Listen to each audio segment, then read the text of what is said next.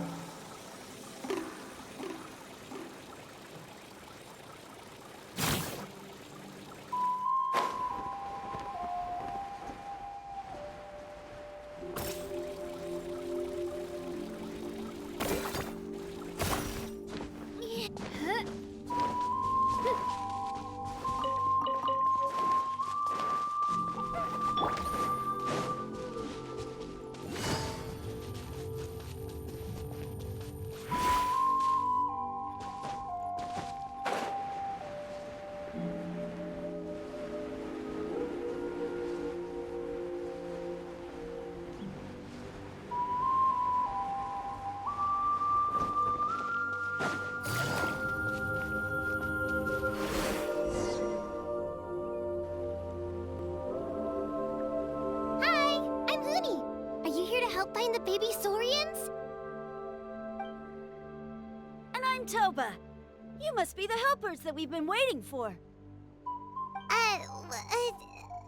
It's nice to meet you too, but we're just passing through. Oh, but Uncle Sanka said he was gonna send some of his friends over to help us. You sure he didn't mean you? Yeah, sorry. Whatever this is about, it sounds like you've got the wrong end of the stick. Wrong end of the stick? Darn it! We've been tricked, Hoonie. I should have known that Glasses Guy was a con artist. What are we supposed to do about the baby saurians now? Time's running out. It's okay, Hoonie. Don't worry. Why don't you tell us what happened with these baby saurians, huh?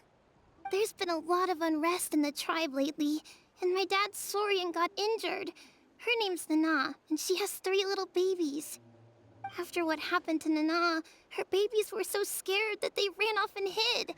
I'm really worried about them, so I decided to go look for them. If Nana is your dad's saurian, why isn't he the one looking for them? My dad's one of the elders, so he's busy getting ready for Turnfire night. It's a really important ceremony, more important than this, anyway. I'm not supposed to be out here either, but I snuck out without telling him. I didn't think it would take very long, but then that guy we ran into made us tell him loads of stories, and it wasted so much time. Yeah, he was so selfish. He doesn't have a heart. It's all right. Don't let him get to you. We're here now and we'll help you because we care a lot, don't we, Traveler?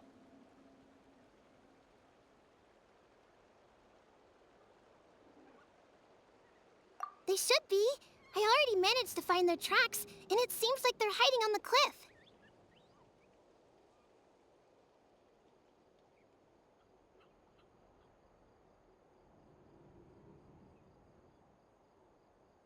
Really? Wow!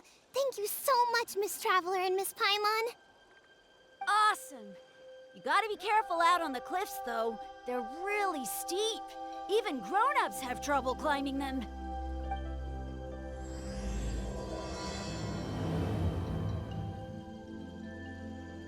Rooney said the baby saurians are on the cliff, so let's find a way up.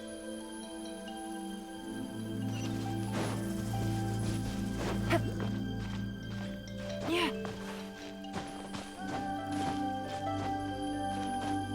Right here.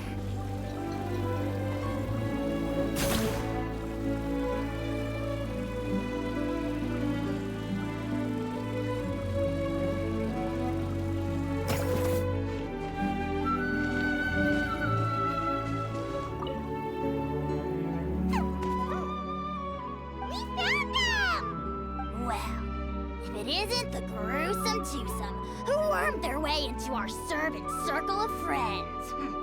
Still awestruck from the last very well.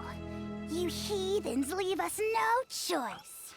The almighty Dragon Lord, Kahula shall grant you the audience that you seek.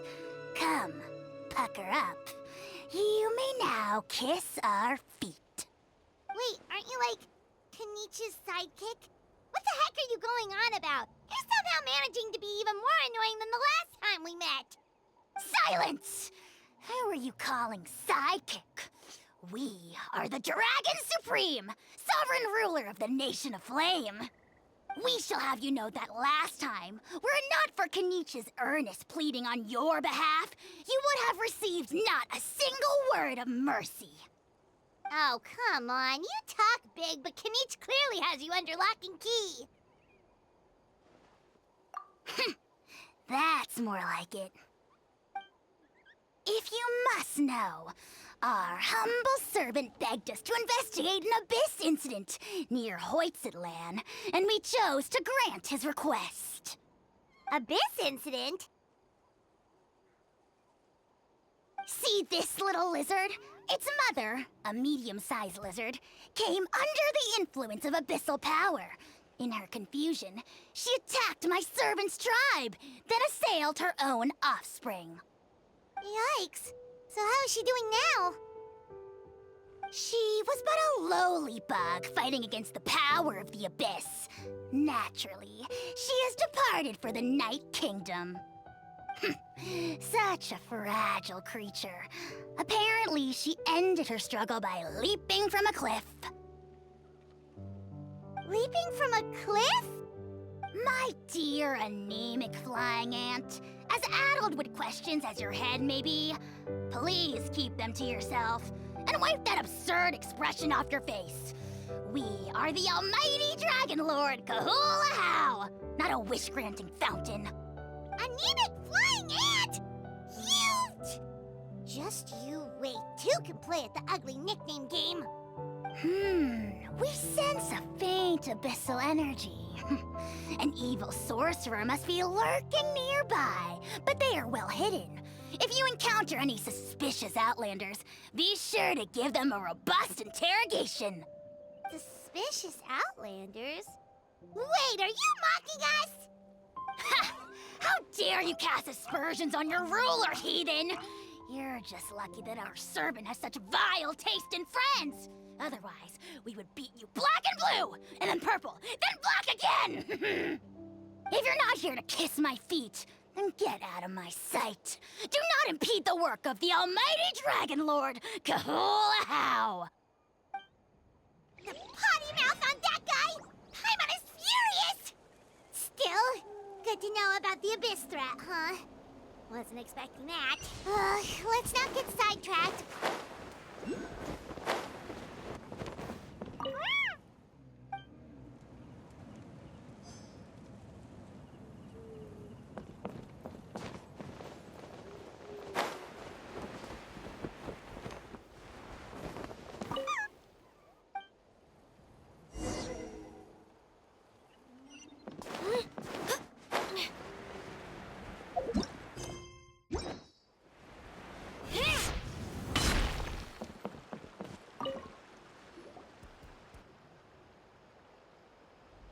Wow, you're back already?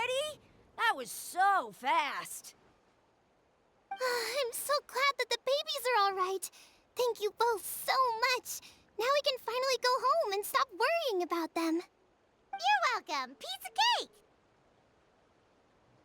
You're not from Natlan, right? Because your clothes look different than ours. Hey, you must be tired after all that climbing. You should come take a rest at my house. Yeah, please come. I promise you'll get a big Scions of the Canopy welcome. We love having guests, and you're really nice people. Not like Glasses Guy. By the sound of it, Glasses Guy wasn't from Natlan either, right? Uh-huh. Well, his clothes sure weren't. You know what? Now that I think about it, there was something really fishy about him. Really? Maybe he was the suspicious outlander that Ahau mentioned. Sure, if you're interested. Oh, let me think. How did the conversation go again?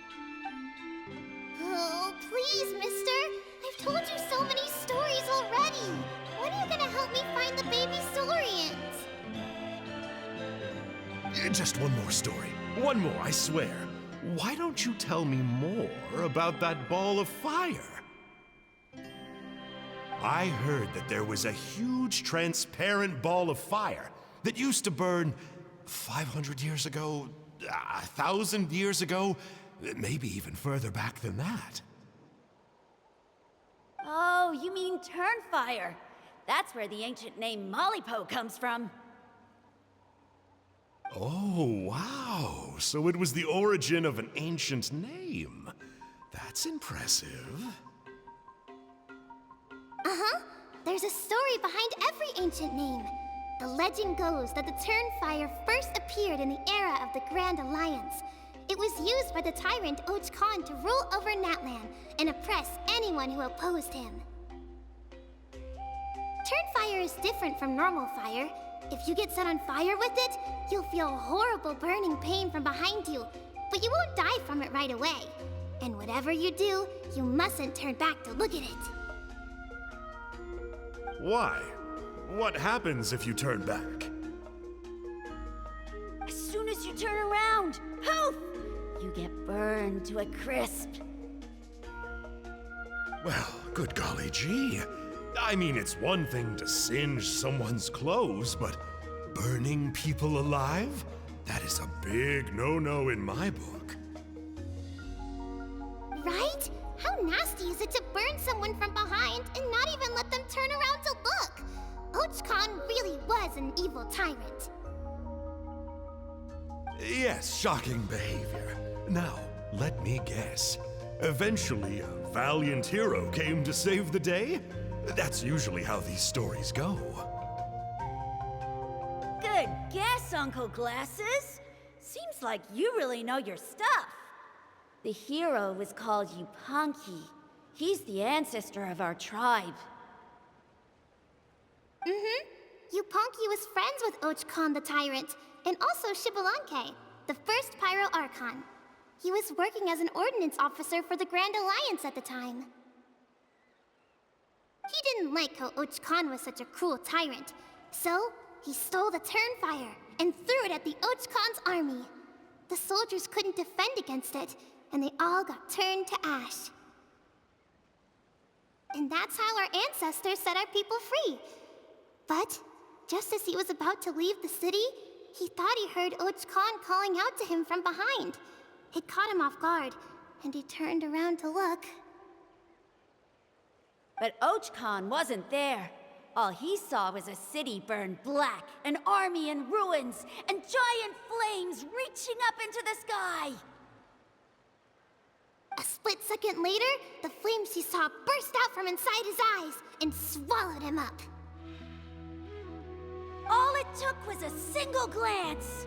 As soon as he looked back, he was burned to a crisp.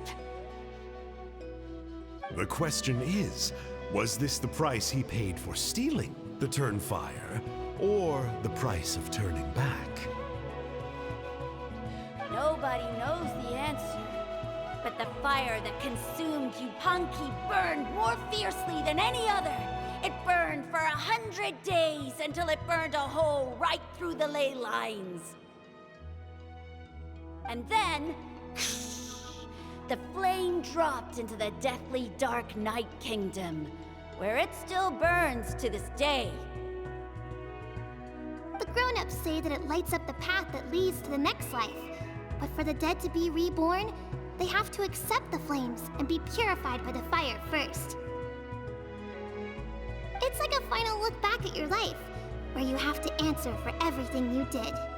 Anyway, that's the story of Yupanqui's Turnfire. Ah, a fine parable indeed. So, is it true?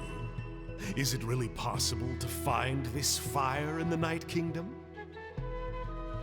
I don't know. I think it's just a story. Either way, I assume this name has been passed down in your tribe ever since? Sure has. It went to Burkina, the hero that we celebrate on Turnfire Night. But that was 500 years ago. Yeah, and now it belongs to Kanich. so we often call him Malipo Kinich. Kinich, huh? All right, Uncle Glasses, that's enough stories. Now, can you please go find the baby saurians for us like you promised? I would, but doesn't the legend of the Turnfire teach us not to look back? Let's not go dredging up the past. Tell me more about this Kinich guy. One more story, I swear. Starting now. No?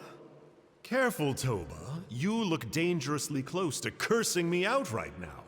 Tut tut, we can't have that. Cursing is for grown-ups only. Uncle, you'd better not be trying to trick us, or the Turnfire will get you when you die. How would it get me if I'm outside of Natlan? Uncle Glasses isn't from here, you know. Unlike you. Huh? Wait, is that?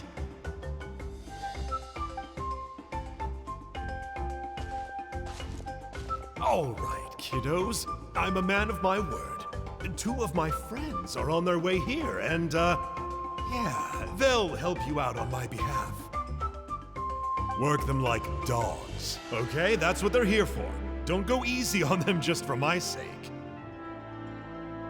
Really? Well, first, can you tell us your name?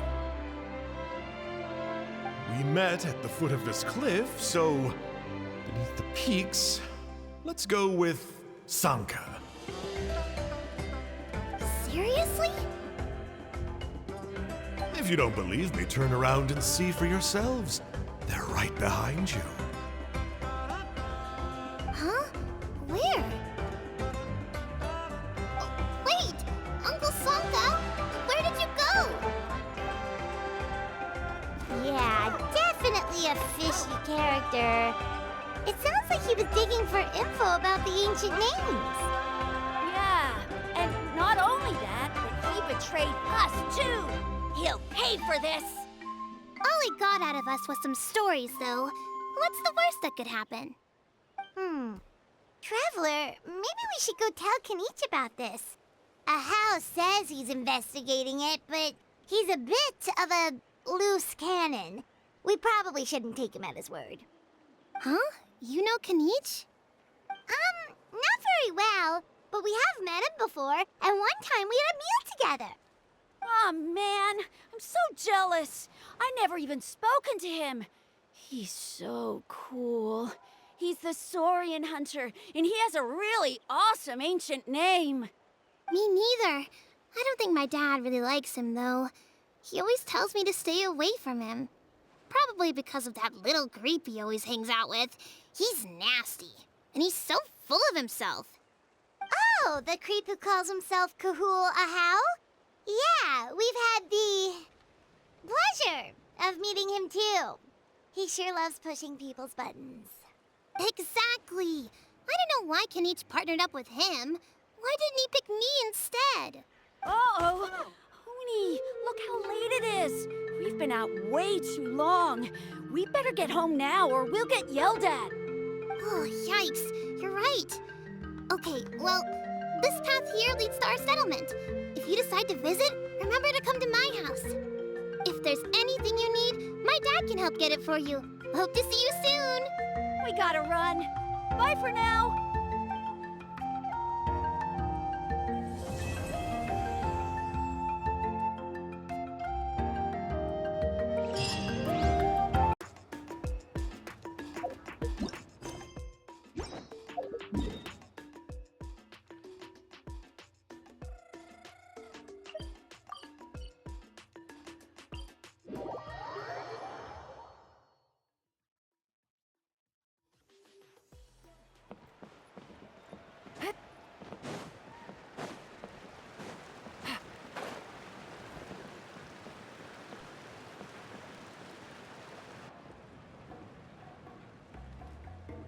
Traveler? Paimon? Kinich! Fancy meeting you here. We've actually been looking for you. I'll get straight to the point. I hear you accepted a proposal from Elder Trinidad. Oh, the, Turnfire Knight, you mean. You were still his first choice. It's just... Oh, jeez. It's not what it looks like, promise. Chill, it's cool. I only mention it because there's something you should know. And I suspect Elder Trinidad hasn't been completely forthcoming with you. His true intention is to resolve the Mountain King problem once and for all. Once and for all? You mean this'll be the last Turnfire Knight ever? That's right. He wants to use you to send the Mountain King to the Night Kingdom. To the Night Kingdom? You mean... To his death. Whoa, are you serious right now? You shouldn't go blurting out accusations like that. It could get you in trouble. Too blunt? Okay. I'll phrase it more gently. There is potentially a possibility that Elder Trinidad may be hoping that during the course of the ceremony, you kill the Mountain King dead. But that's ridiculous. He told us the Mountain King is a living symbol of your tribe's glory. And that glory comes at a price. Oh, that's right. The Mountain King is a living symbol of our glory, but even this glory comes at a price. Ah, yes, and Nana wasn't the first.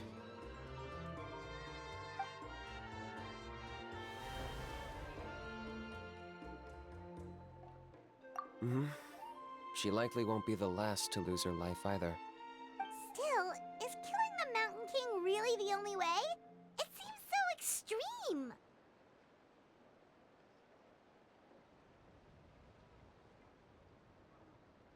The Mountain King is a unique case when it comes to abyssal contamination.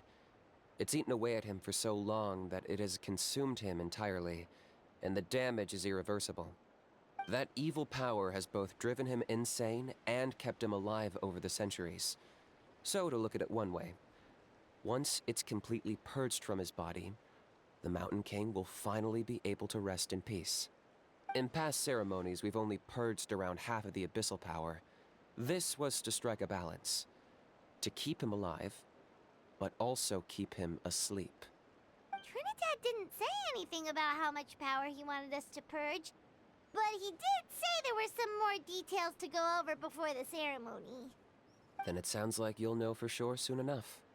If he really asks us to kill the Mountain King, what should we do?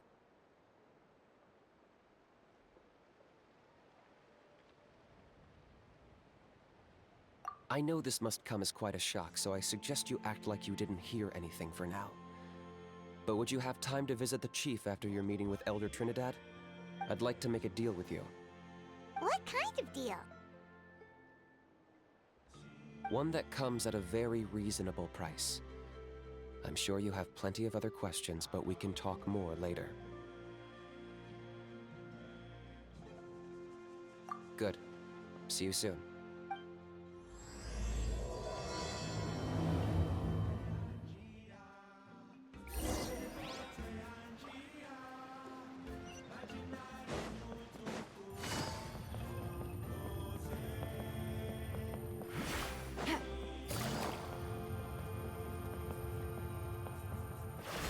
Take it easy. Ah, mighty Outlanders, you have returned. Did you have a good rest? It was, pretty good, yeah. Glad to hear it.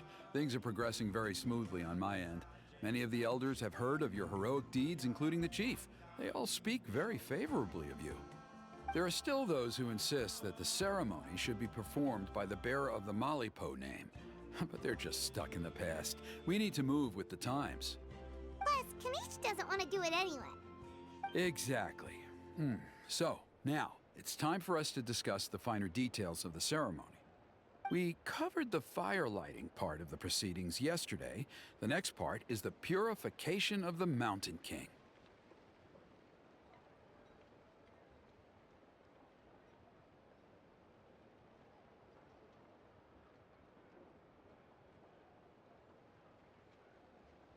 It's quite simple. You just need to use the sacred flame. We've done it plenty of times before, and it's always very routine. I'm sure you won't have any problems. One point I'd like to stress, though, is that you need to burn away as much of the abyssal energy as you possibly can. The more we dispel, the longer the Mountain King will remain asleep. Asleep, huh? Precisely. In previous years, the Flame Bearer has often been unable to dispel a sufficient amount of abyssal energy. That's the only reason why we have to perform the ceremony on a regular basis. But I understand that you have a lot of experience fighting against the Abyss, and you seemed to wield the sacred flame quite effortlessly yesterday. With your help, I'm optimistic this time we can dispel all the remaining abyssal energy from the Mountain King's body, freeing us from this ever-looming threat for many years to come. Traveler?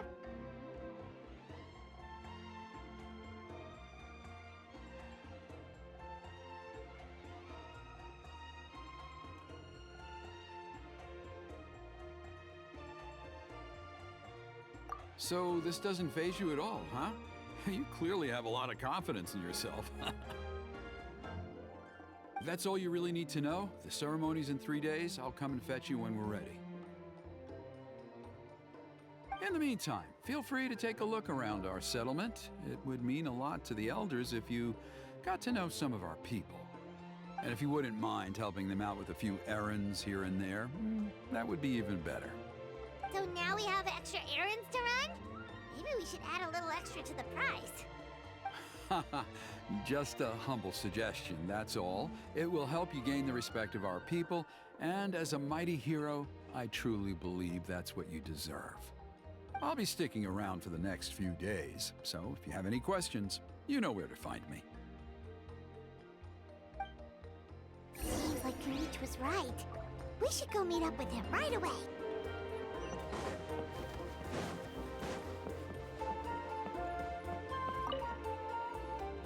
Huh, you're here. Kanichi, Elder Trinidad said that... I can tell. It's written on your faces. Is that the Traveler and Paimon? Forgive me for not being there to welcome you on your arrival. That should have been my duty as chief. Hello, Chief Waina.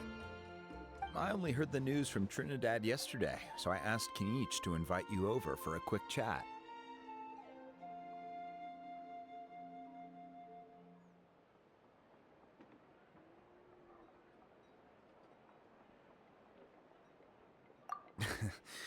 I believe Kanichi has already filled you in, so I'll get straight to the point. Firstly, I fully endorse your appointment as flame bearers for the upcoming Turnfire night. However, I would like to request that you take steps to ensure the Mountain King's safety. Every child of our tribe grows up hearing the tales of our heroes, from Yupanqui the Firebringer to Burkina and the Mountain King who fought against the Abyss. This is our history and our heritage, the source of our pride and the center of our faith. To kill the Mountain King would be to destroy our spirit. I would never be able to face our ancestors in the Night Kingdom. Nana's death was a great tragedy, and I do not blame Trinidad for the actions he has taken. Nevertheless, I cannot allow any harm to come to the Mountain King. The very roots of our identity are at stake. My honored guests, please give this matter your serious consideration.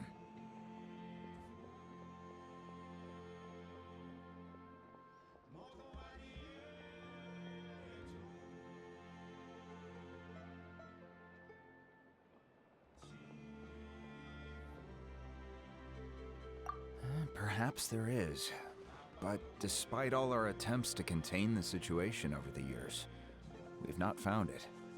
Right, though I sense that your mind is not yet made up, I'm still comforted by your words. There are 3 days left before the ceremony. I hope they will bring you clarity. So, Kanichi, earlier you were saying that... Let's walk and talk. I'll show you around the tribe. That works too. Paimon needs to get some air after this.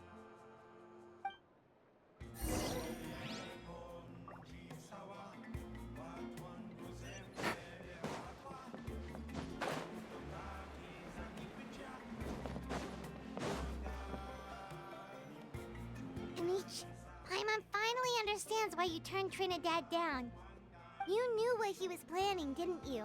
That's why you didn't want to be the Flame Bearer this time, because it's a double-edged sword. The whole Mora thing was just a sneaky excuse. Double-edged sword is right. But my response wasn't merely an excuse. To solve this exceptional problem, an exceptional price must be paid.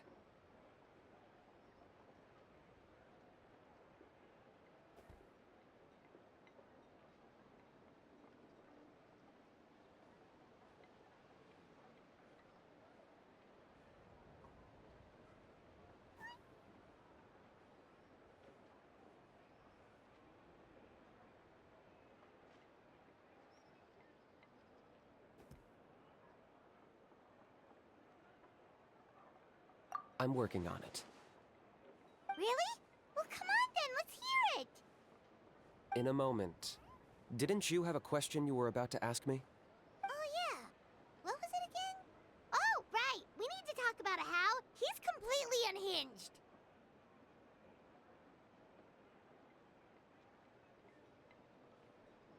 I agree that he has a problem. He needs disciplining, so I hired him a teacher. You got him a teacher? Oh, Paimon would love to see him get scolded for bad behavior. Anyway, moving on. When we ran into a How, he said you two were investigating some abyss thing together. Is that related to the whole Mountain King situation?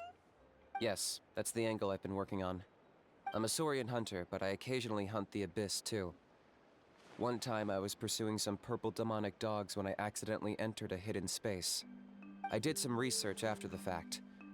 Apparently they're known as beastly rifts, and there are many of them of all different sizes. That's where those purple dogs were coming from. So, if we can locate one of these beastly rifts, clear the monsters out, and move the Mountain King inside, he'd be able to continue living, but without posing a threat to the tribe. whoa, that sounds kinda crazy. Would it really work? It's not without its risks, of course. There's a lot of unknowns in the equation. For instance, for all we know, a prolonged period inside the rift could make the Mountain King's condition worse. Still, we desperately need something like this, even just as a temporary measure. You've seen the conflict the issue is causing in our tribe for yourselves, and believe me, it's been a long time coming. The chief is adamant about keeping the Mountain King alive, whatever happens. Paimon can understand. It's less about the Mountain King and more about preserving your culture and heritage. Yes, but on the flip side, you've got people like Elder Trinidad, who is more concerned about protecting the people he cares about now and into the future. And he has every right to take that view. It's one thing to try and preserve the last remnants of a glorious past, but making your kin pay the price for it? No one can seriously tell them that's a fair trade. You're right. There's no easy answers here. Let's leave that to one side for a moment and assume we go with your plan. How do you actually intend to find one of these beastly rifts? Because at least in our experience, the dogs open the rifts when they want to attack us, not the other way around. I think I know a way.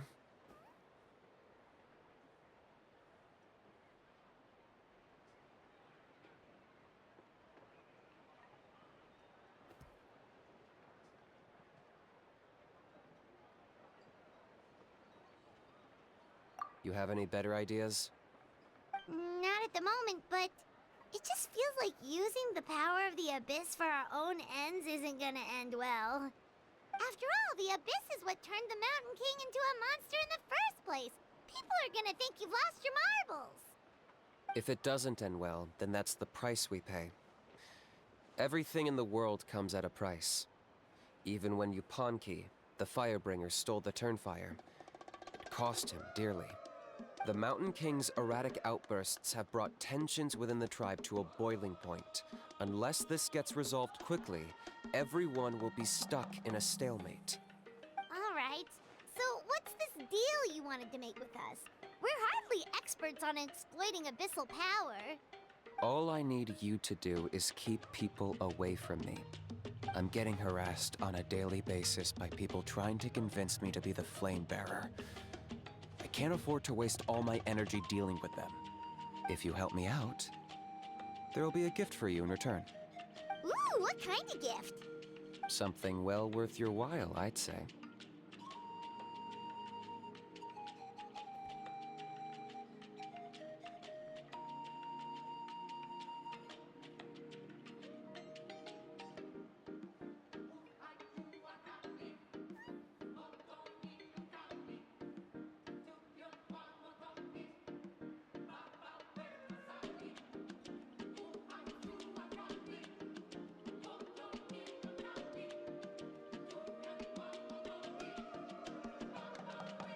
Just keep doing what you've been doing.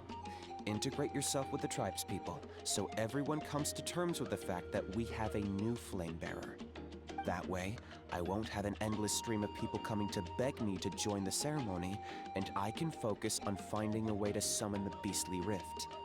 Then, when the day of the ceremony comes, we'll move the Mountain King into his new home. Still sounds pretty crazy. Even for a daredevil like you, that's dangerous. And even if it works, what if neither Chief Wyna nor Elder Trinidad are happy with it? Have you thought about what you'd do then? At least the two of them would finally be on the same side of the issue, leaving only me on the opposing side. The tribe needs leaders like them far more than a Saurian hunter for hire like me.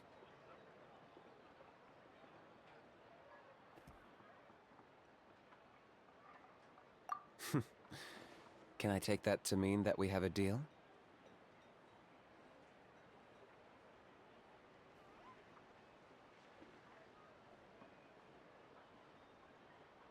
For sure. And who knows? Maybe we'll come up with an even better solution to all of this in the next couple of days. Great. Well, for the next couple of days, please spend some time among the tribe and lend a hand wherever you can. I'm sure everyone will be swept off their feet when they meet our new flame bearer. Good luck to us both.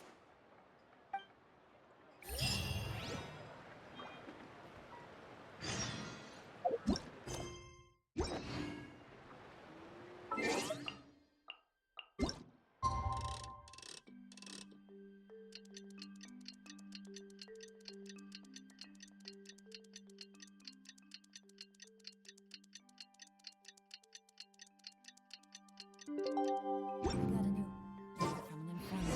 front. Okay, task for the day. Take it easy.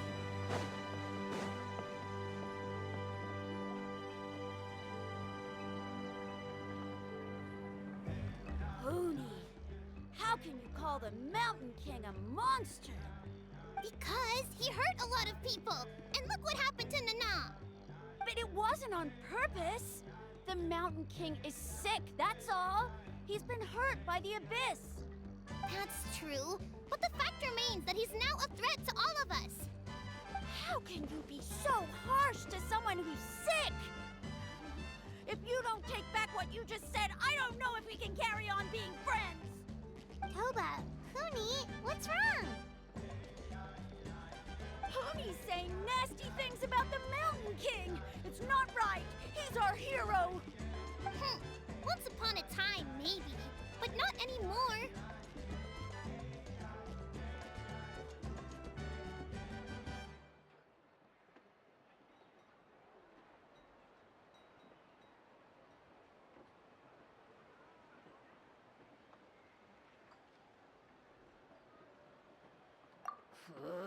Yesterday, maybe, but not anymore.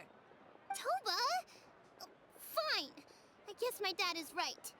Things change, and you just have to accept it and move forward. As of today, our friendship is over. There's no going back. Oh, come on, cut it out, you two. We have some great news to tell you. The Traveler is gonna be the flame bearer for the next Turnfire night. She's gonna do a beautiful ceremony and cure the Mountain King's illness for good. What? Really?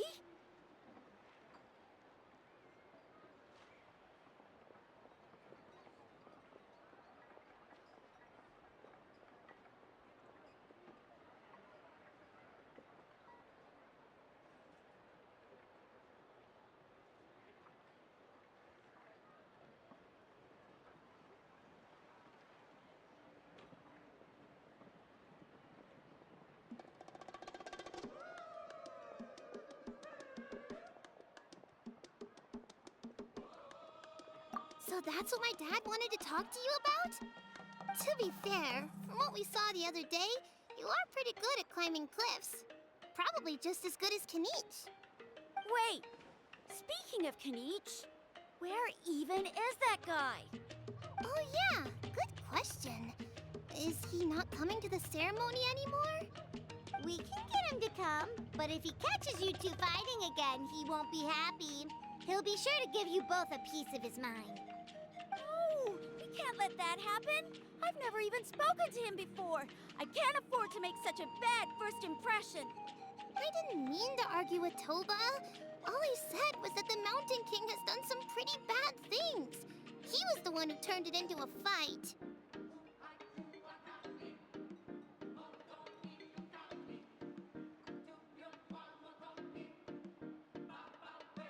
Yeah, if you weren't friends, there's no way Toba would have come to look for the baby Saurians with you.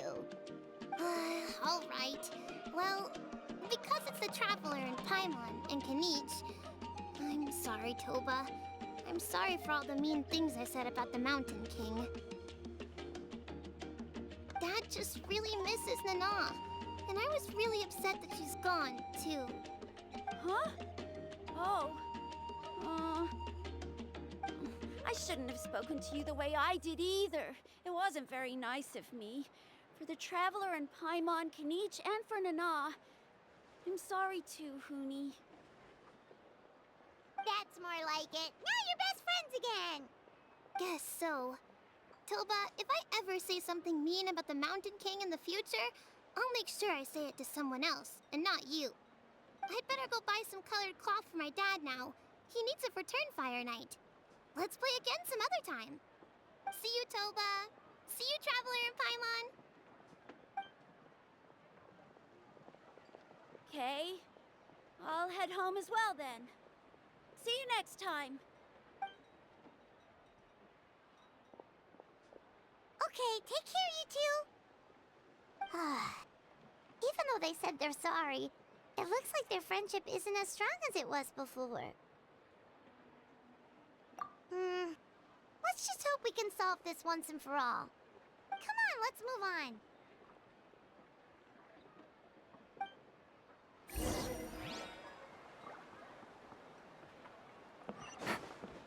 Huh?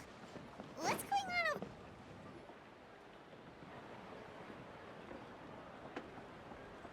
Hey there! What's happening here? A rehearsal for the Turnfire Night dance. Ooh, there's a dance involved? Paimon wants to learn too! You don't know it? Ah, I guess you're not from these parts, huh? It's rare to see a new face around the tribe these days. I thought everyone would be keeping away. Why do you say that? Because of the Turnfire Night, of course. The Mountain King could wake up at any time. That's why we're holding an emergency ceremony. This isn't one of those fun and games festivals. For outsiders, it might even be a little dangerous. Well, did you know that the Flame Bearer this time is actually gonna be an outsider? Oh, I did hear about that. It's a first for sure. I would have loved to meet them in person.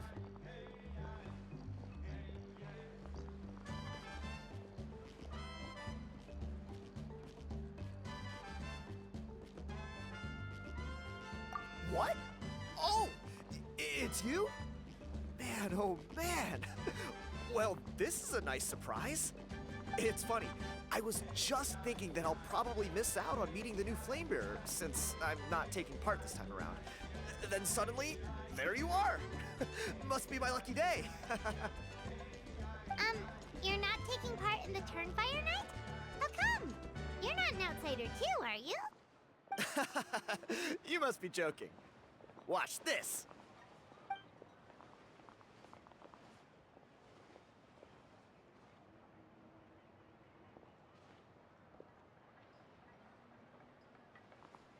Not bad, right? Yeah, I'm considered one of the better looking guys who dances beneath the pillars of the sacred flame. Been doing it a few years. Always gets the ladies out to watch. Oh, very impressive. So why'd you quit? Well, I feel like the whole Mountain King situation is getting more and more precarious. It's just not safe here anymore. One of our elders' Saurian companions even lost her life not long ago. The question is, What are we gonna do about this in the long term? But our leaders don't have any answers for us. They're probably too busy fighting about it amongst themselves. The way things are going, it's only a matter of time before it gets violent. So I figured, you know what? Now's as good a time as any to get away for a little while. Go do some exploring. You look a little disappointed. Disappointed? Nah, it's a great opportunity to go see the world. As every male scion of the canopy knows, wherever you are and wherever you go, the only way is forwards. We take pride in that. I won't forget my roots.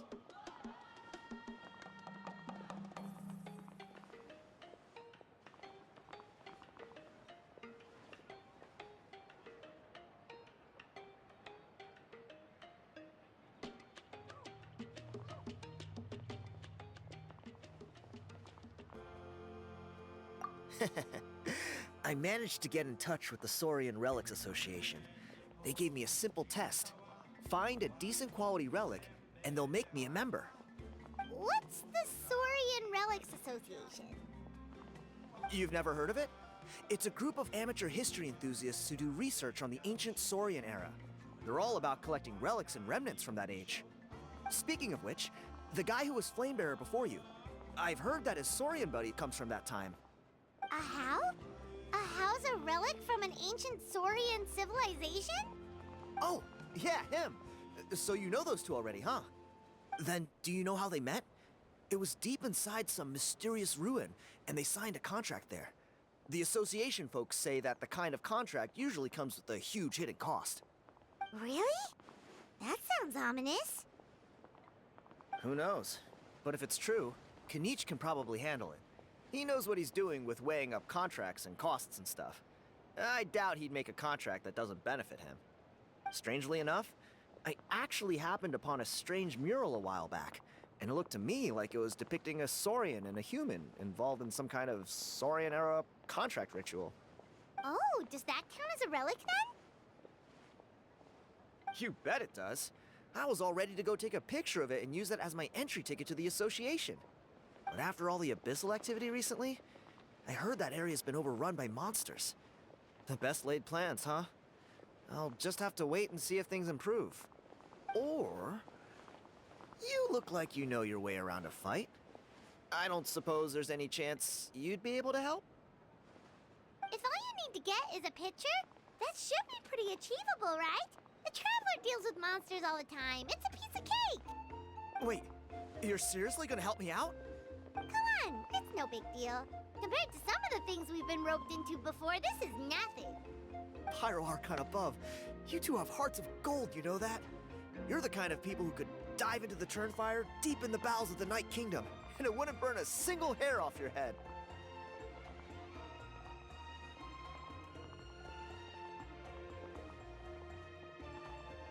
Of course it is. All right, come with me. I'll show you the way.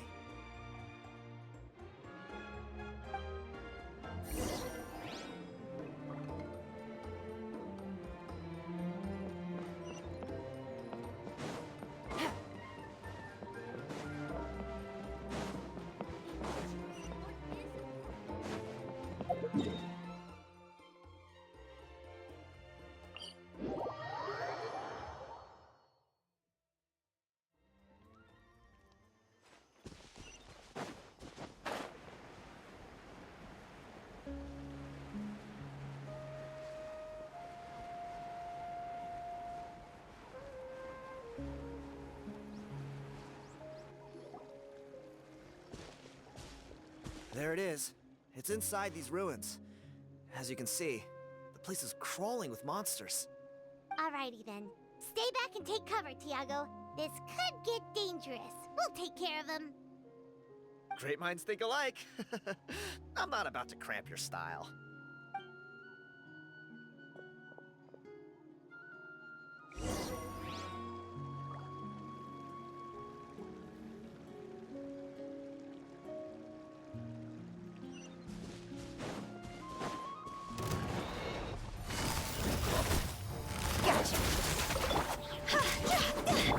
Things are about to get started.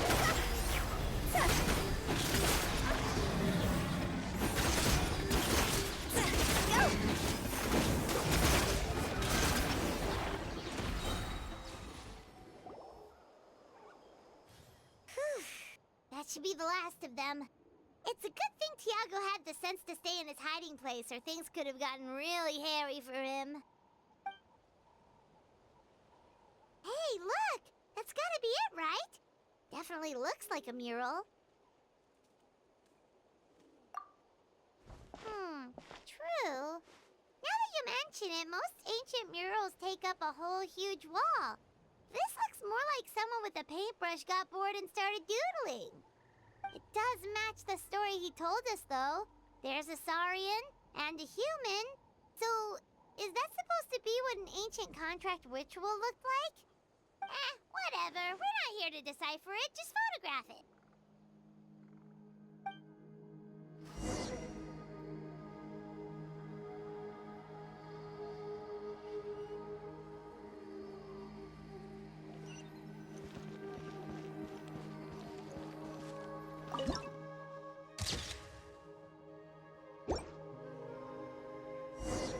That's a wrap. Let's take it back to Tiago.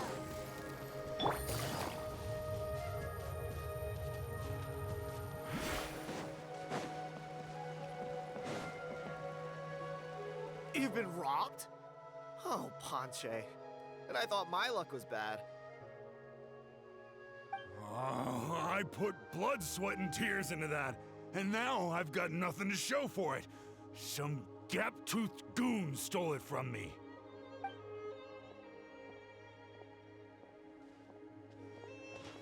Tiago, is this the picture you were looking for? Let me take a look. Yep, that's the one. Pyro Archon above, you two are superhumans. Hey, Ponche, come and say hi to these guys. They're gonna be the new flame bearers, and they're tough as nails. Wait, are you the Traveler and Paimon? Huh? You already know each other? I don't think so. My nephew Toba's been telling everyone about you. He says you're crazy strong, super friendly, that you helped him out, and that you're gonna be our flame bearers this Turnfire night. Oh, so you're Toba's uncle. Great to meet you, sir. Sounds like we managed to make a bit of a name for ourselves. Toba's not wrong, my friend. These two are honestly some of the nicest, most genuine people I've ever met. Everyone speaks incredibly highly of them. Seriously. If you're comfortable telling them about what happened, I guarantee you they'll sort it out in no time. Really? All I want is to get the fruits of my labor back. Allow me to explain. Ponche is a well-known scholar within our tribe, author of the widely acclaimed book, Yupanqui's Turnfire. Unfortunately, the book was stolen by a treasure hoarder a few hours ago. I spent years of my life researching that book. I visited every last ruin, interviewed every descendant of every hero in our history. On the word Malipo alone, I covered at least 5 different interpretations of the meaning based on accounts from different villages. It was an unparalleled masterpiece. And now it's all gone. That little goon ambushed me during my morning walk. He snatched all of my belongings, including my entire manuscript.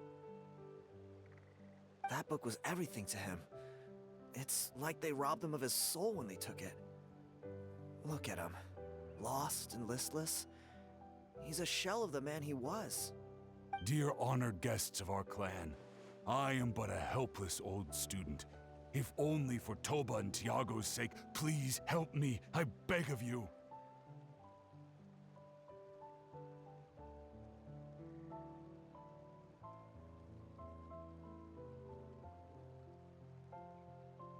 See what I mean, Ponche? Now you've run into these two, your luck's about to change, big time. I don't know if he's still there, but come on, I'll take you.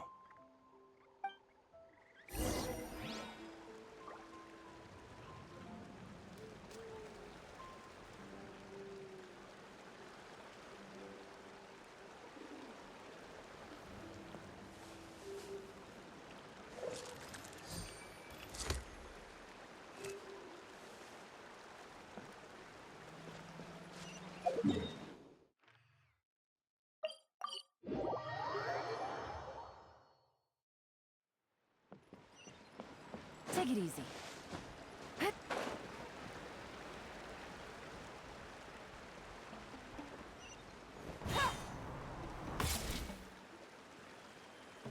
Hey! You thieving rat! Give me my things back! What do you want now, you old bum? God, you're a waste of space. Prepare to get shoved butt first into a tree hollow.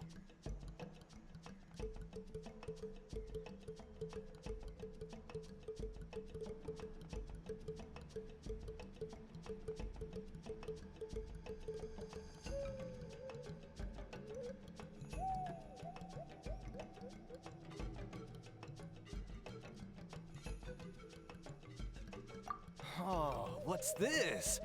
Brought a little bodyguard with you, huh? All right, let's see what you've got. What's this? Eat dirt, suckers!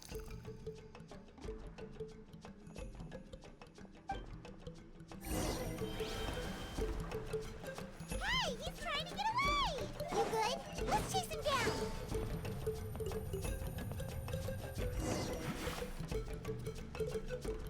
Stop, please! By all the warriors, heroes, gods, and kings, I can't run any longer. Please, I don't have your stuff anymore. Have mercy. Oh, yeah? Well, where is it then? I threw it away. You threw it away? The old bum's bag didn't have a single mora in it. Just a tatty old book, worn out pens, and some old rags. All that time lying in wait was for nothing.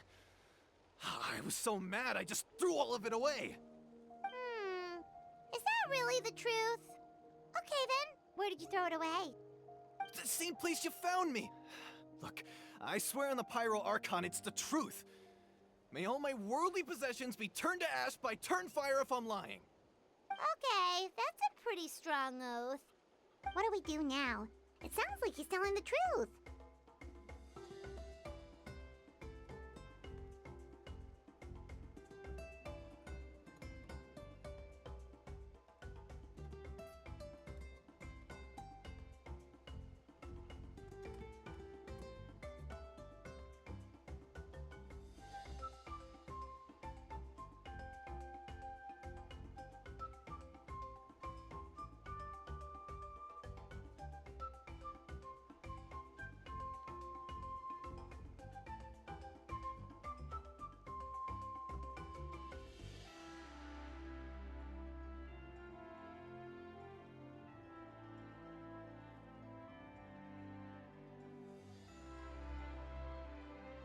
Right. Let's hope nobody gets to the book before we do. We'll never get it back then.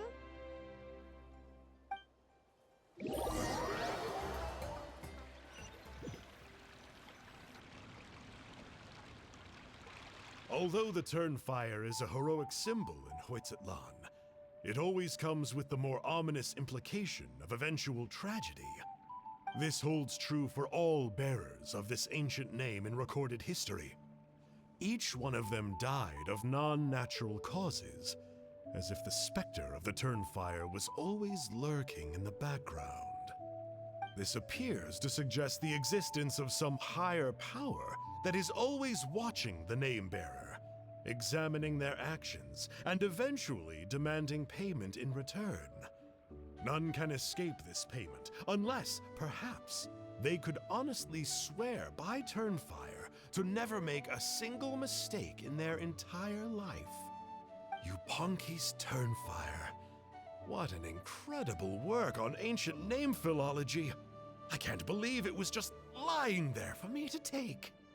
Let me see, the author is Panche. Nice. A gentleman and a scholar. Silence, book muncher. The great Kahulaha will suffer your droning voice no longer. Do you truly find no joy at all in perusing such rich historical records? Joy? What joy is there in this pointless drivel? Well, it makes a pretty shocking prediction. Every bearer of the ancient name Malipo eventually meets a grisly end. Maybe that's the price you pay for the name that means price? What? You're saying Kenichi will die a violent death? So I'll finally get to take over his body? When? When will that glorious day arrive? The great Kahula demands to know! Wow, you are just irredeemable, aren't you? An agent of chaos down to the core. You make us Abyss Order folks look like saints in comparison. Silence, maggot! To presume that anyone compares your kind with the great Kahula is sheer vanity. And if that day ever comes, oh, your doom will soon follow. You don't need to lecture me about Doomsday. Here's what I know, based on countless historical texts. All civilizations will be reduced to rubble by the passage of time.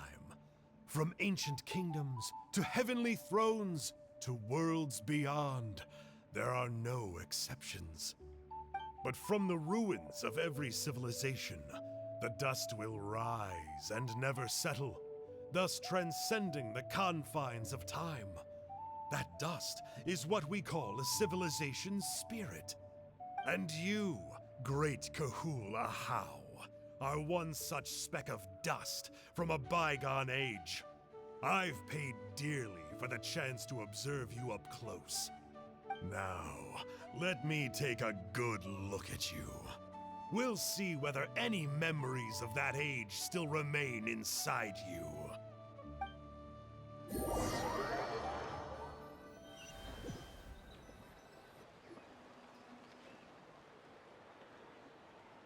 We're so sorry, Mr. Ponche, but we couldn't find your manuscript anywhere. Does that mean all of my hard work was for nothing? You gotta stay positive, Ponche. You might have lost the book, but the brains behind it are still intact. Surely you remember the main points at least? The whole reason I worked so hard to get it finished before the Turnfire night is because I hoped that maybe it might help us find a way through these trying times. Well, not exactly, but I thought my research might at least be a starting point. Oh, really? So what did you find out in your research? I think the key to all of this lies in the power of Malipo. Ponche, you know as well as anyone that ancient names don't hold any real power. Symbolic power doesn't count. You're right, but Malipo may be a special case. Given that it first arose in the era of the first Pyro Archon, it might contain remnants of Xbalanque's power. Yeah, I remember that story. My grandpa told it to me when I was a little kid. Maybe you're the special case. Most kids stop believing in that stuff by your age. I'm not talking about childhood superstitions here. There is evidence. Like what? Like the fact that the Mountain King is still alive. Everyone attributes that to the power of the Abyss. But there's more to it than that. The key factor is that Burkina summoned the power of Malipo at the cost of his own life. If you don't believe me, then answer me this. How many other creatures can you think of who lived longer, not shorter, after being contaminated by the Abyss? Traveler, different situation but similar idea. Doesn't this remind you of the hilly...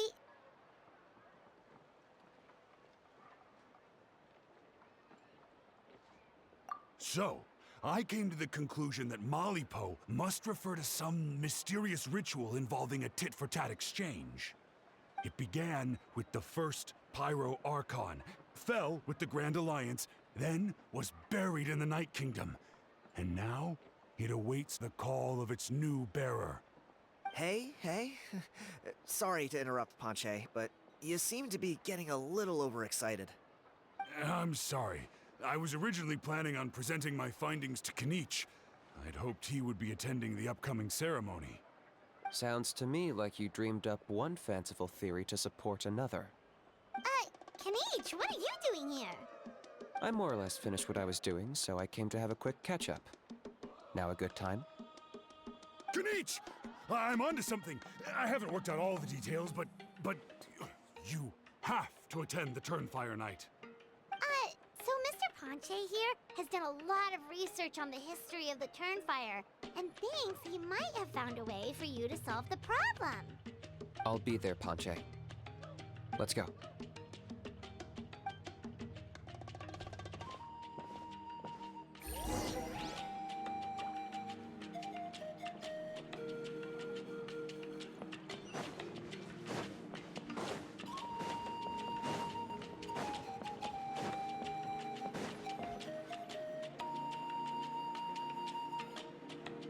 Here will do.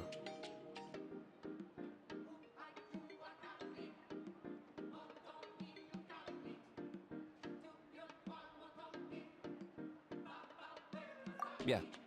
I'd like your help giving it a trial run tomorrow. If that works, we have our plan come Turnfire night.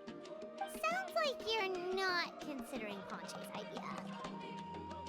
You heard him. He hasn't worked out the details yet. We need a more practical solution with concrete steps to follow. Yet. Are you saying you think he might actually be onto something? I think it's possible, based on something I know about the war 500 years ago. Burkina didn't fall to the abyss. He was killed by the Mountain King in an episode of madness. In his final moments, Burkina made the fateful decision to not fight back, and instead pass his blood and power on to the Mountain King. Maybe he thought the Mountain King was stronger than him, and more valuable to the tribe. Or maybe it was just out of loyalty to his friend. Either way, I can believe the Turnfire was involved. Whether you think his sacrifice triggered it, or his fate was sealed from the moment he took the Malipo name, it makes sense to me. How can you drop these truth bombs with such a straight face? This is what I've gleaned from my many interactions with the Mountain King. His mind is so disordered. It took some time to piece it all together. The story Elder Trinidad told you was the more palatable version of events. The truth is even darker. The Mountain King's mind isn't just disordered. He is suffering and feels great shame. I believe he wants to be put out of his misery. What? Then what should we do? Should we grant him his wish? Of course not. We should help him move to a new home.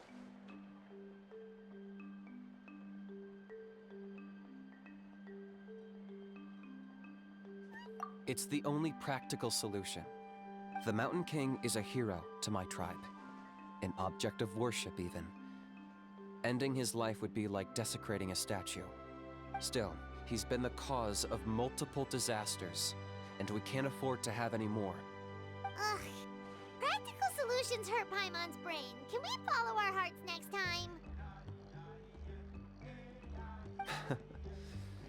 Then let's break for the day.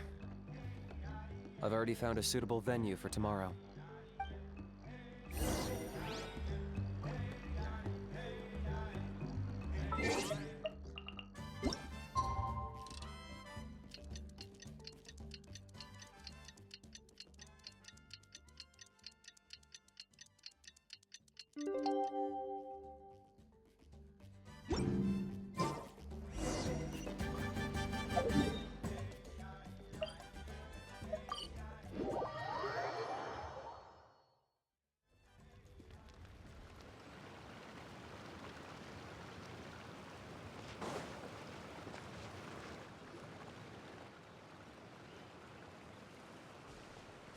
You're here. Very punctual. Oh, so the gruesome twosome come crawling back. Here to make amends after the gross irreverence you display. Very well. The almighty Dragon Lord, Kahula How, shall grant you the audience that you seek. Now pucker up and kiss our feet. Kenichi, didn't you say you found him a teacher? He's just as out of control as ever! Hey! No one gets to discipline the almighty Dragon Lord Kahula How! No one! Maybe because I've never had a gentle-natured companion like Paimon to compare against. Is that a compliment? Yeah, I see what I'm missing out on now. And it's a lot. Knitch! Ugh! We could drown this measly flying ant in one droplet of spit! How dare you compare her to the almighty Dragon Lord Kahula-How! Oh, just wait till I possess your dead body! I will commit heinous atrocities! Tear down your legacy! Destroy your reputation! Wreak havoc on your... Ugh!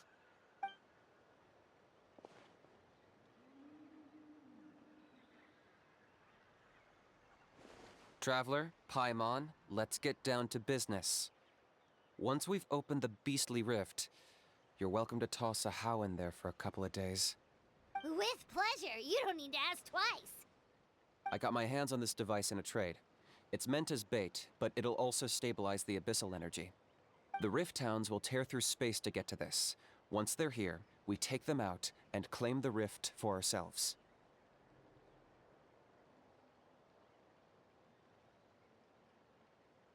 You'll find out soon enough. First, let's try this out.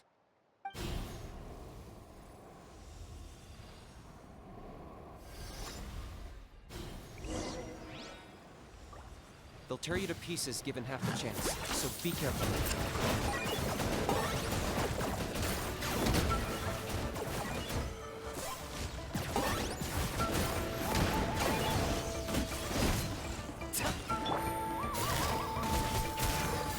Quiet. What are the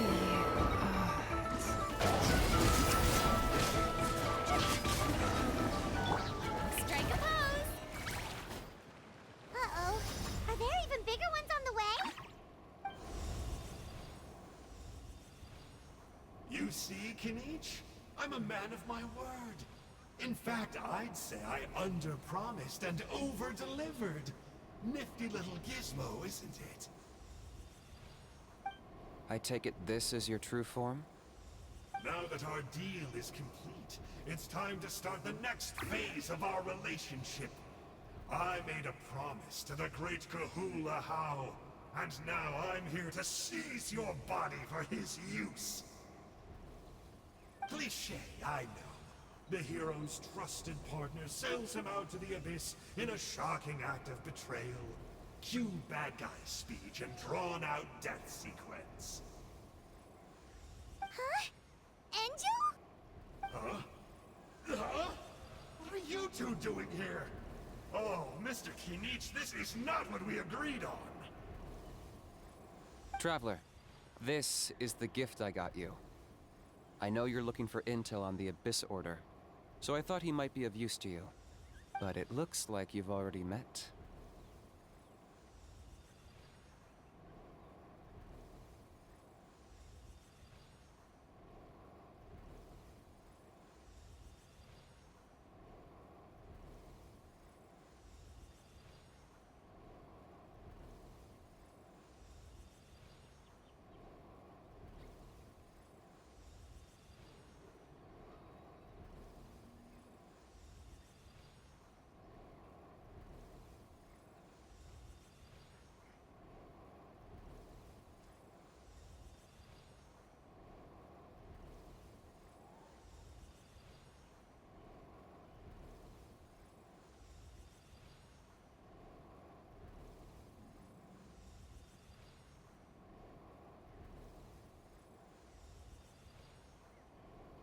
Yikes. Frosty reception. Gotta say, I kinda pictured this moment going a little differently. Tears of joy welling up in your eyes as you say the words, "It's good to see you again, old friend." Don't be ridiculous. Sounds like you've been reading too many romance novels. There we have it. Change is inevitable and nothing lasts forever. What a pity.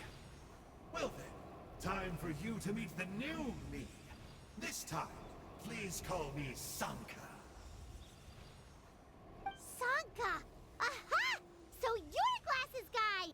You tricked Huni and Toba into telling you a bunch of stories!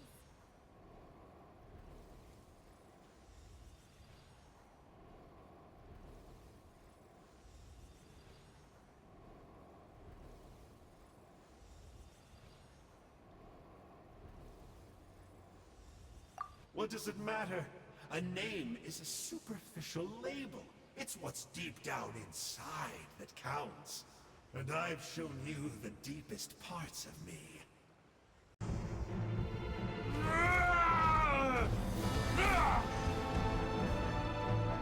Kill me! Put an end to White's at launch shame!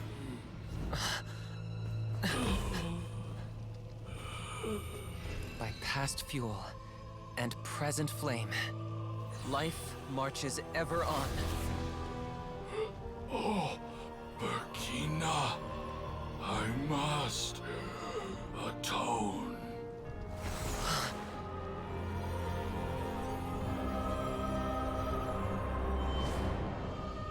Patience. We will answer to the fire for all our deeds. Even if one day I fall behind, never look back. Keep moving forward, as we are now.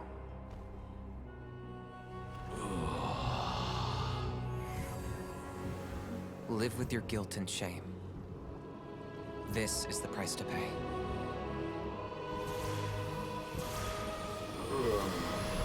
Heir to the Turnfire, please use my ruined vessel to train the heroes of the future. The will of Kangamato will march ever on, till the abyss is stamped out.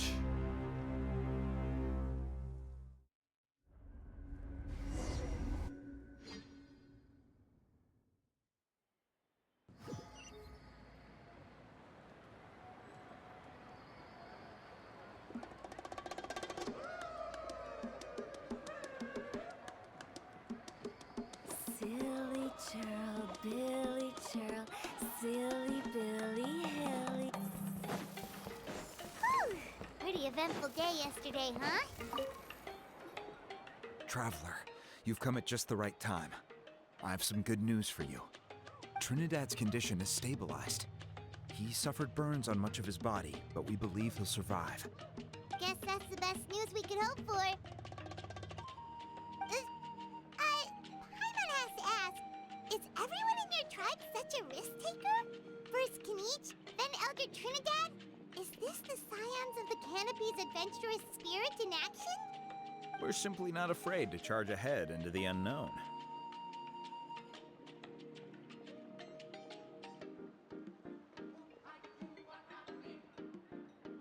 He's fine. Don't worry. He's gone to check on the Mountain King. Something most mysterious has happened. After the incident yesterday, a transparent shell is formed around the Mountain King's body. We don't understand the mechanism behind it, but the shell appears to insulate him against the influence of abyssal power. It is somewhat akin to a scab, in that it stops the abyssal energy within him from bleeding out, while also preventing further abyssal energy from seeping in and infecting him. We've never seen anything like it.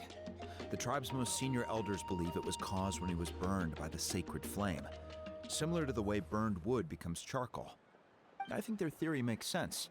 After all, we've never thrown the Mountain King directly into the sacred flame before. Wow.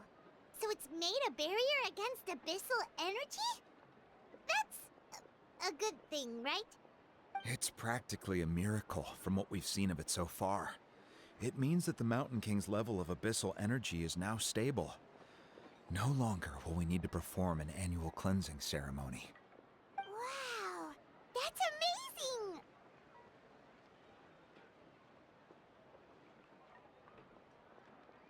I know what you're thinking. The young people in the tribe are already speculating that yesterday's ceremony was a Turnfire night like none other in our history. Because you and Kinich, you summoned the very flame that appears in our ancient legends. A great transparent ball of fire. And that fire is what saved the Mountain King. Whoa! So that was the real Turnfire? I may be the chief of this tribe, but I've only ever known the Turnfire as a concept in our legends. I cannot answer that question. If anyone can answer it, I suspect it would be the bearer of the Malipo name. He is in the Mountain King's cave as we speak. Ah, so Kinich then. Why don't we go see how he's doing?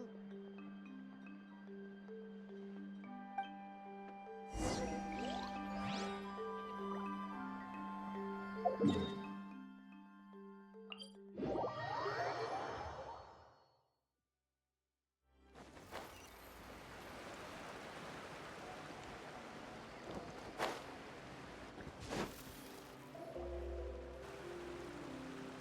Kniech! Hey yourselves. You two doing okay after yesterday? We were gonna ask you the same question. You scared Paimon half to death when you rushed into the fire. Sorry, I couldn't just stand and watch the Mountain King get burned alive. So you thought you'd try and extinguish the sacred flame with Dendro? Or is that an attempt to make the almighty Dragon Lord Kahulahau die of laughter? The sacred flame only possesses a fraction of the Pyro Archon's power. It's not as if I was fighting the Pyro Archon herself. Kniech, when you went into the flames, were you intending to, Intending to what? do the same thing as Burkina? Sacrifice myself? Of course not. My focus was on keeping the Mountain King alive, not on what it would cost. But now I'm curious. What made you think I was going to sacrifice myself? Well, because everyone's saying the Turnfire is what saved the king last night. And Ponche's theory was that summoning the Turnfire is a tit-for-tat exchange, right? So, Paimon thought you decided to pay for it with your life. So you've heard that rumor too. I'm afraid I can't say for sure. What happened yesterday was a first for me too. Well, even if you don't know, there's probably no one in the world who does. What I would say is, if that really was the power of the Turnfire, I'd sooner believe that the Mountain King summoned it himself. The Mountain King? Then, what price did he pay? The core meaning of price is not atonement or compensation, but what you're willing to give up in order to obtain what you want. It's easy to die for your sins. Much harder to live with the guilt and keep on going. In the end, the Mountain King chose the latter option. For Burkina and for the tribe. That's the price he paid. Alright, so how is the Mountain King doing now? Health-wise, there's nothing to worry about. He'll enter a fighting stance whenever we set foot in his territory. But his attacks are gentler now and not as crazed as before. Like he said yesterday, he just intends to be a sparring partner for people to practice with. Yeah, I tried communicating with him again, but he didn't respond. We dare say that Locust King has well and truly lost its mind. The lights are on, but nobody is home. Its body remains fighting fit thanks to the perverse power of the Abyss, but time has been less kind to its soul. It was ground to a pulp long ago. But we saw him come back to his senses yesterday. That was merely one last burst of brain activity before it croaked. As you humans would say, it went out with a bang. Oh, come on! Stop being such a doomer. Paimon bets the Mountain King has finally let go of the tragedies of the past now, and is focusing on moving forward. That's why he doesn't have time to chat with us. He's too busy thinking about the future. Well, at least it means my fellow tribespeople can move forward now, too. Thank you for your help, Traveler. I owe you one. Yeah, that's right. You caught Enjo for us, remember? But he ended up being completely useless. It's not a fair trade if you lost out. That's on him. It's not your fault he's useless. Besides, we're friends now. You don't know us anything. Friends? But your friendship is an even more valuable gift. I can't in good conscience accept it for free. So, promise me, if you need anything in the future, you'll come to me. For you, I'll do anything.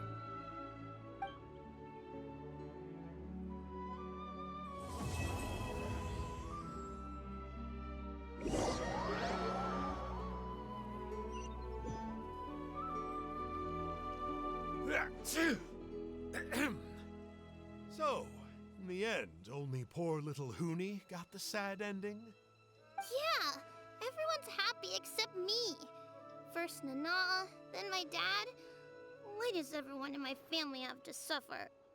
Hoonie, it'll be okay. Your dad will get better soon. Toba, you're my friend, so I shouldn't say this to your face. But it was all the Mountain King's fault. Huh? Now hold your horses, kiddo. If you promise not to fight, Uncle Sanka will tell you a story. Okay, before you roll your eyes out of your skull, I promise you can trust me. I almost got my eyebrows burned off by the Turnfire after last time. That's why I came back, to make it up to you. All right, I'll just get to the point. Do you know what Uncle Sanka loves the most about your people? What? Your extreme sports. Huh? On my first day here, I got hit by someone falling out of the sky. I believe you call it bungee jumping? It's a dangerous sport, to be sure, but the courage it took to make the jump impressed the heck out of me. So, I introduced myself to the jumper, we made friends, and I even helped treat her wounds. Oh, such a nice friend. Of course. Anyway, the good times didn't last, because I got captured by a powerful foe, so we had to part ways for a while. In the hands of the enemy, I was scorned, scolded, and nearly given away as a gift. Oh, it was so humiliating. A horrible experience to look back on. Why does Uncle Sanka always have to suffer, I thought. So I feel your pain, Hoonie. I was in the same position. But in the end, I made it through, and I left all of those painful memories in the past. I even managed to reunite with my friend. Is that it? The moral of the story is to look forward in life, right? Yeah, we've heard that one millions of times. Sorry, Uncle Sanka, but you're not cut out to be a teacher. Very smart, Hoonie, but not quite smart enough. What I'm trying to tell you is that after I reunited with my friend, I found her injuries were all healed, but she really missed her family. So, I thought you might like to see her too. She's right behind you. Turn around and see. Another trick about not turning back?